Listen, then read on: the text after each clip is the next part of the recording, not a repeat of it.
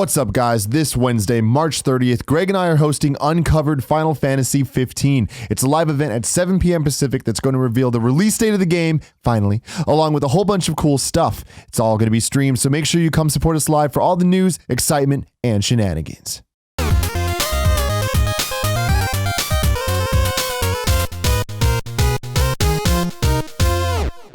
So topic 2 of the day is the one and only Andrea Rene. I want to know, who are you? How did you get here? What is your story, and what do you do now? I can't believe we haven't talked about this before. You always come on. It's because I don't think you've ever been, and you'll correct me if I'm wrong because you remember more. You always come on and help us out. We bring you as an expert to talk about a topic, or you're filling in for somebody. This one's like you're the guest. This is where we give you the full treatment. Kevin Rubber Feet. No. Don't do it, Kevin. Sorry, that's not necessary. No. I have my sneakers on. So I come from Fargo, North Dakota. That's where I'm from originally. Yes, like the acclaimed TV series and movie. Is that accurate? Is that an accurate depiction of your hometown? Well, no, because almost all of it's set in Minnesota. But Fargo is a much flashier name than like Brainerd or Bemidji. St. Paul. Yeah. Kind of into Bemidji. Bemidji's cool. So I'm from the upper Midwest, and I always knew I wanted to do something on TV. I went to school for journalism. I fell in love with the idea of being a journalist when I watched Channel 1 in middle school. Did you guys ever watch Channel 1? I know Channel 1. We had it in high school. In her early days. So that was when I was like inspired to like do something on camera. What is Channel 1? Channel 1 is it was a news program that aired in like school systems. Homeroom. Yeah, like in the morning for kids so that they could be caught up on world events. But it was approachable, and it wasn't like super jargony, and it wasn't about stocks and murders and something horrible. It was like, here's this pig farmer and he's done something cool. It wasn't all like fluff news though. Like I'm not talking about international stuff. Yeah. So then I went to journalism school at the University of Minnesota in Minneapolis, and after that, in my senior year, I knew that I wanted to not go the investigative route. I was like, even though my dreams of being Lisa Ling were strong, I was like, I don't think I've got the stuff to do what she does. I was like, I really like celebrities and movies and TV. This sounds fun. Let's go into entertainment news. So I moved to Los Angeles and started my career trying to be on red carpets and do junkets. So did you move there, no job? You just moved out? No job. Oh my gosh. What did you do for money? So I did a pit stop between graduating college in Phoenix, where my mom was living, and worked full-time 2 jobs for 6 months just to bank money. And then I left to go to LA. But when I got to LA, I did the very stereotypical thing that a lot of people in the entertainment business do. I got a bartending job. I was waiting tables at night, going to auditions, taking meetings during the day, until finally I was able to book my first gig. My first big hosting job, I say big in quotations, was working for a company at the time called Music Plus TV. They were one of the first like live streaming music video channels on the internet in 2007. They eventually changed their name to Vlaze after they got into a lawsuit with Viacom about Music Plus TV, MTV. A little similar. But what I did is every morning at 8 a.m. I would stream for an hour, and I would do news. Local news, national news, international news, entertainment news. And then in between the news segments, we would play music videos. And that was essentially like my first paid hosting job way back when. I got paid $25 a day to do that show. Yeah. I was super excited about it. I was like, yeah, my first job. But coming out of college, like you kind of have to take any opportunity you can, which is why I had to have like 5 jobs at one point in Los Angeles to pay rent and buy gas and things like that. So after that, I knew that I really wanted to go the hosting route and not really do journalism, which is why when people ask me like, oh, do you call yourself a journalist? I always say, no, I call myself an on-camera presenter or a reporter, because I don't think what I do really qualifies as journalism, because it's very much like fluff news. It's entertainment news. It's not stuff that's going to impact your life in a really crazy way. At least in my opinion, it doesn't.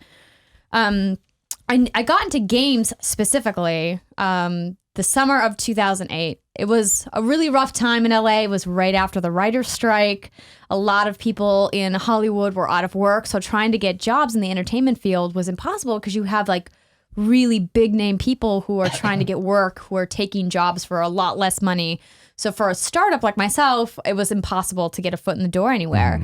And, I had never thought about working in games. I'm sure you guys had that same realization at some point. You're like, I just like playing games in my spare time. I don't think about like a career in games, which is so much different than today, almost a decade later, not to date myself. But I saw an ad on Craigslist for a reporter for E3. And as a gamer, I was like, oh my gosh, the opportunity to go to E3, like this is intense. I really, really want this job. And he was like, well, I can't pay you, but I can get you into E3. And I was like, sold. I'm in. So I submitted my reel and my resume. Okay. And I got hired by Torrance Davis, this guy who ran a site called thebitbag.com, which sadly no longer exists. But that was my very first video games job covering E3 in 2008. And that was the weird year that it was like in Ketcha Hall, like in the basement. Oh, yeah. The main halls, the South and the West Hall, weren't open. It was like mini booths. So it was a little different, but I was hooked. Like after that incident, I was like, how do I make this a thing? Only work in games, because I just have loved doing it for so long. So after that, I kind of took random odd jobs here and there, hosting for a variety of different shows. I did like a travel show. I did an internet dating game show. I did this weird like foodie show where we would go to new restaurants and like interview chefs. And you can't really find any of this online because I don't even think it's posted anywhere. YouTube, that'll never take off. Yeah, exactly. So, but the first job that really kind of led me into a full-time career in games was when I was hosting This Week in Video Games with Lon Harris and Jessica Villarreal. And you guys may know Jess, she's still working in games today. And I really, like, that was the moment, the kind of like pivotal moment in my career where I was like, I can do this full time. I can find a company and keep working. And I started producing full time for thisweekend.com. And that's when I also started working for Mahalo Video Games. And Mahalo was one of the first walkthrough channels on YouTube, way back before it exploded into the scene that it is today. And they had an army of predators, the producer editors, creating not Nick. walkthrough videos. Not Nick. No. Producer/seducer out there. No, I just meant predator. I mean, we had a team of like 20 to 30 guys working around the clock doing walkthroughs for every game imaginable. Mahalo's library is intense. And that's where I met Jovenshire, Sohinki, Lasercorn, Flitz, all the guys at Smosh Games. So we all worked together there, and that's when I met them, and eventually was able to continue working with them when I left Mahalo and This Weekend to go start Clever Games for Clever Media, which is now part of Defy Media. It used to be part of Alloy Digital, that crazy lot going on there. Yeah, the business mashup that happened with those companies. So weren't you at Machinima? Yeah, haven't got there yet. Oh, okay. I thought I didn't. That's interesting. Continues. Okay. I didn't know how in depth you wanted me to go. Gotcha. I mean, hey, just keep going. So after I left Clever Games, I went to Machinima. So I had started Clever Games, but I was having trouble there because I essentially started an editorial outlet by myself, and I had no idea the challenges that were going to be in store for me. I found out about Metacritic and how important being on Metacritic is, because guess what? PR companies don't care about you if you're not on Metacritic. And this was before the word influencer ever existed. So it was about forming relationships, being able to get review copies for games, being invited to these preview events, being invited to E3 appointments, things like that. That was a huge learning experience for me. And I think I was just a little overwhelmed kind of doing it by myself. Yeah. And so when the opportunity arose, when, I had met some people working at Machinima, and they were like, we'd really love for you to come and work with us. Machinima at the time, 2011, that's when they were the top dog of the video game, digital media business. I was like, yes, let's do it. I was super excited about it. And I joined them and learned so much about the back end business of YouTube video creation. I got to work with some really amazing directors creating content for the Machinima home channel. People like Manslayer, who's famous for Machinima series like Gamer Poop, which if you guys have never seen it, it's hysterical. He's like a wizard at editing. And people like JT Machinima, who do music videos using Machinima and in-game music.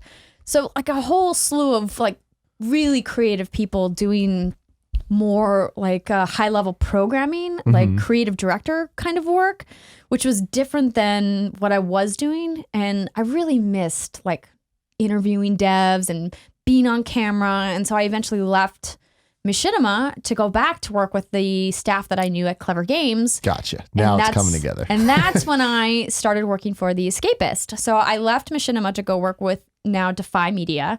And well, at the time it was Alloy Digital, and then they merged with Break Media to become Defy. And I started working for The Escapist and got to work with guys like Jim Sterling and Yahtzee and a whole bunch of really talented people over there doing Escapist News Now. And then I started running Smosh Games. I was the senior producer managing all of their production on a day-to-day basis. So let me tell you, those guys are unruly. They're really fun and they're really talented, but it was just so much going on. And so eventually they had to hire somebody to that was their one job, because I was trying to do 3 jobs at the same time and I was like, I can't do it. So they hired a really talented guy named Matt Robb, who is now running Smosh Games with those guys. And that's when Defy Media made a strategic partnership with Viacom to buy Game Trailers. And when Game Trailers came on board, I went to my SVP and was like, please, please, please, can I work with Game Trailers? I love the team there. Like, I respect everything they do. I would love to be on board. Had some great meetings with Brandon Jones and said, can we do something together? He was like, yeah, let's work together. And then I started working with Game Trailers. So that's, I think, about the time when I met you. Well, we all met at VidCon when you were with Machinima. Right. So that was 2012, I think. Yeah, because it was the first year when Our first VidCon? IGN was doing Start. Yeah. So they sent us down there and we were just kind of like, it was really just networking. And that's when we met you and we're like, we had breakfast at that hotel breakfast Hilton. spot. Yeah. And that was really one of those, like the first kind of opening experiences for us getting into the YouTube space, because we didn't really know anybody. So you being at Machinima was kind of like us finally leaving the IGN GameSpot, of like bubble and then moving more towards the YouTube side of stuff. Yeah. I mean, there's a whole like set of strategies that you employ when you're talking about making content for a .com and like this really proprietary audience, and the things you need to consider when you're making content on YouTube, when you have no control over how any of the back end of the platform works, what their algorithms are, and how often they change the algorithm, what their priority for SEO is, how important the first 4 words of the title can be to your success, like the technique to making thumbnails, things like that a lot of new creators have no idea how to do. Mm-hmm. And when you're on a website, none of that matters, because you dictate exactly what the design aesthetic and how, your flow of content works. Yeah. So then eventually I moved to San Francisco. I was working with Game Trailers, and it was the fall of 2014. And I decided, to take my relationship to the next level and move in with John Drake here in San Francisco. Never heard of him. He got this great job at PlayStation, loved harmonics. And that's when I went to my boss at Game Trailers and said, hey, I would love to keep working with you. Can we figure out a way to do that? And I was working freelance with them for a time, and then some things, started changing there, and I kind of saw the writing on the wall, as happens with a lot of video game outlets these days, very sadly. And so I told Brandon, I was like, hey, I know you guys are kind of strapped for resources. I'm going to pursue some other things, and, wish you guys the best of luck. And now today I'm a 100% freelance independent contractor. I'm doing some really cool things, working with a bunch of people, working with GameStop. It'll be my 2-year anniversary working with GameStop in May, which I'm excited about. I know a lot of people have misconceptions or preconceived notions of who they are, but I just want to say for the record, they are wonderful. Everyone I've ever worked with at GameStop, whether it's managers that I've met or producers on their team or even the executives, are really just fantastic people. So if you think they're evil, they're not. They're really great. The stuff you do with them is you're on the in TVs. store. Yeah, we go in store. So if you've heard the voice at GameStop, it is her. Yeah, what's exciting about that is that we're taking a new direction.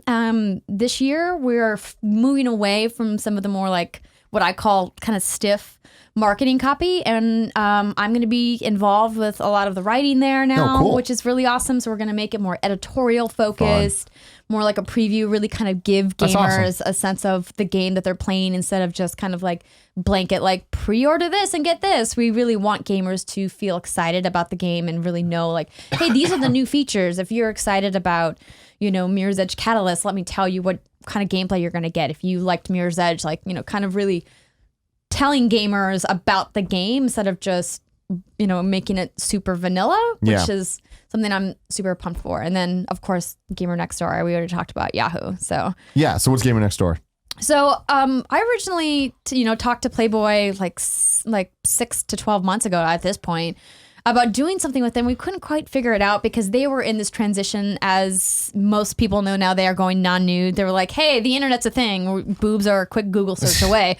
So they really kind of made a shift in saying like, hey, we want to go more towards editorial. I mean, the running joke about Playboy was always, oh, I read it for the articles, but the reality was the articles are really good. And so they said, well, we're known for our editorial. Let's expand it. And so I, talked to the team there and they were like, hey, you do video game stuff. Do you want to do video game stuff with us? And I was like, yeah, that sounds awesome.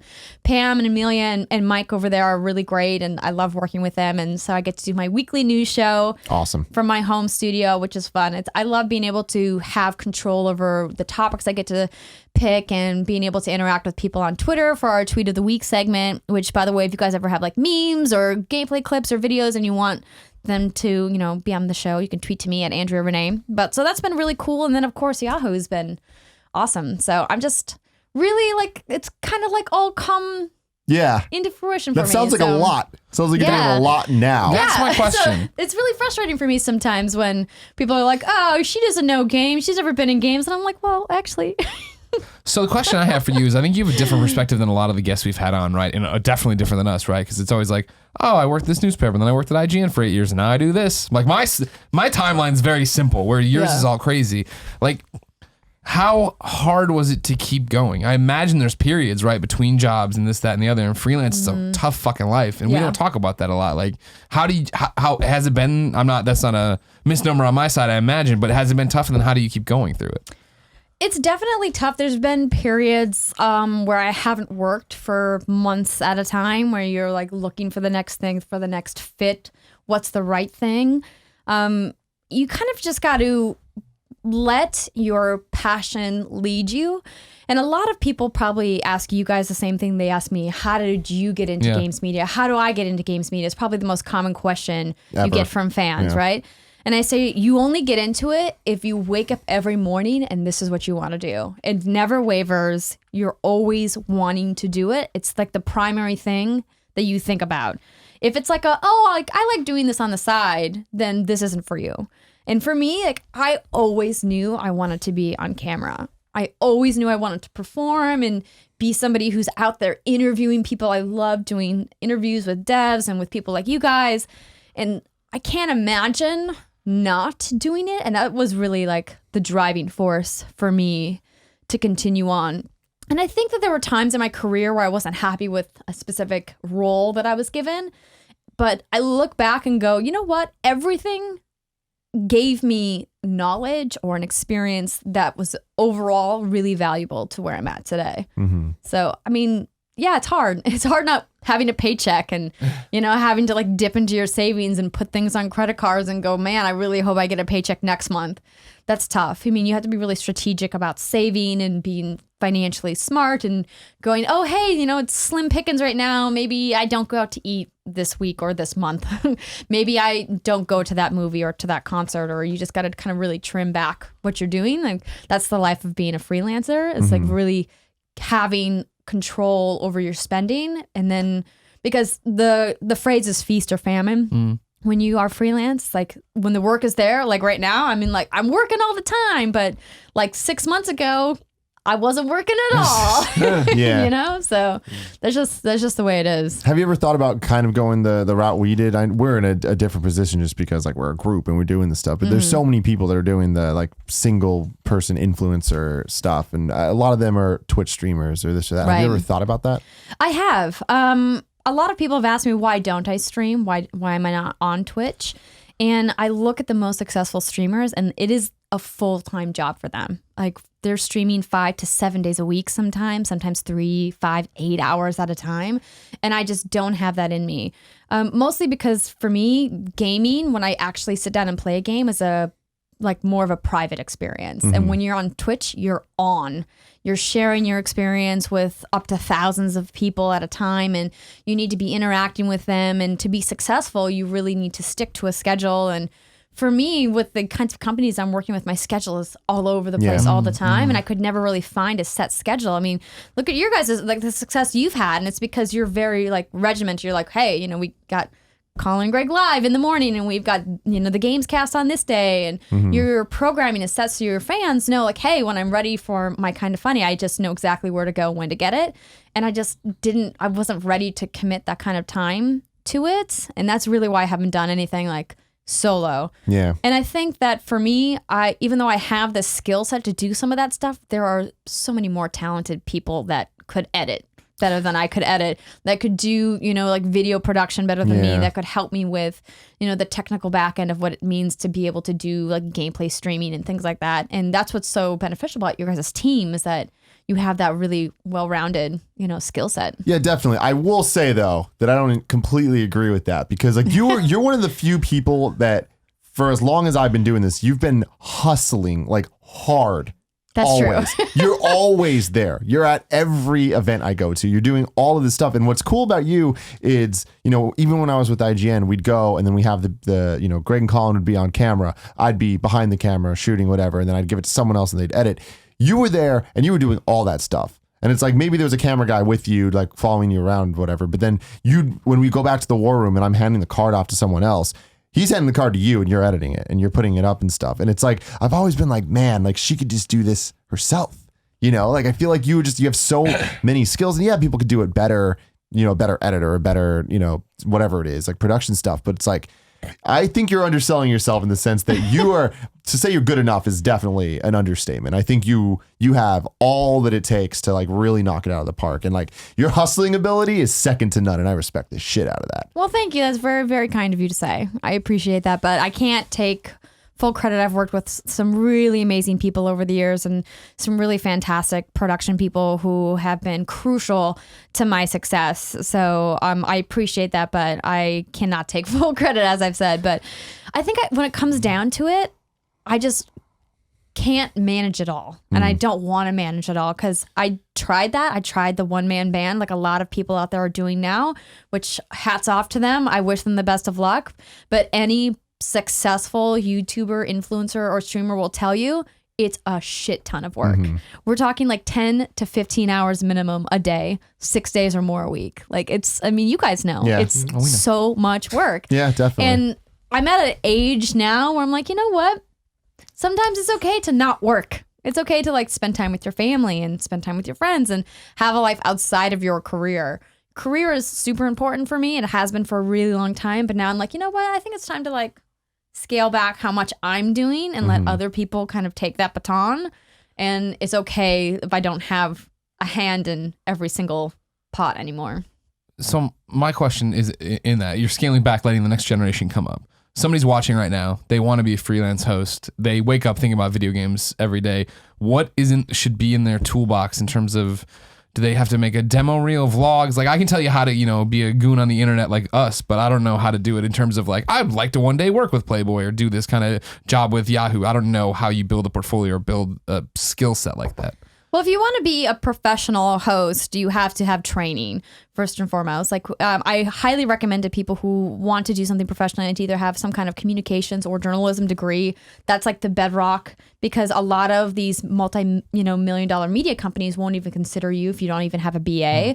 You don't need to have like a master's degree, but like a 4-year education is very important for a variety of reasons. And then like additional training, improv classes were essential for me. I did improv in high school all the way through post-college. That's like so important if you're going to be doing any kind of interviewing on camera. On camera training is important.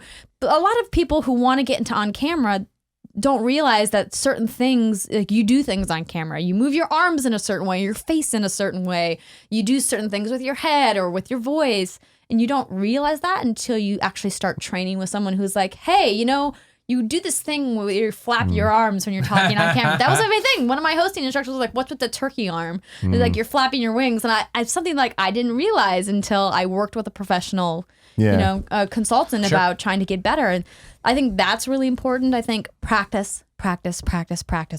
Like you can't practice enough. Practice reading. If you want to host on camera, grab a magazine or a book and just read it out loud and like practice like reading it in different ways and figuring out why it sounds different and just like little things like that that are super important. And now with the way that online digital media is, you can use your webcam or even your cell phone to do vlogs. Sure. That's a great way to start getting used to looking at camera and what that means to look at camera, because a lot of people sometimes will just move their eyes around. Just little things like that is super important if you want to go down that road. There you go. That's a great end to that topic. Where can they find you? I'm in a variety of places, but the best place is just to follow me on Twitter at Andrea Rene. That's where I post links to stuff that I'm doing both on Playboy, Yahoo, or GameStop. I do have a website and a Facebook fan page, and an Instagram, and I'm on Twitch, but I'm not really, I don't actively post on all of those. I'm the most active on Twitter. So that's the best place to find me. So check out Gamer Next Door on Playboy. Check out esports.yahoo.com. All that stuff, and follow her on Twitter.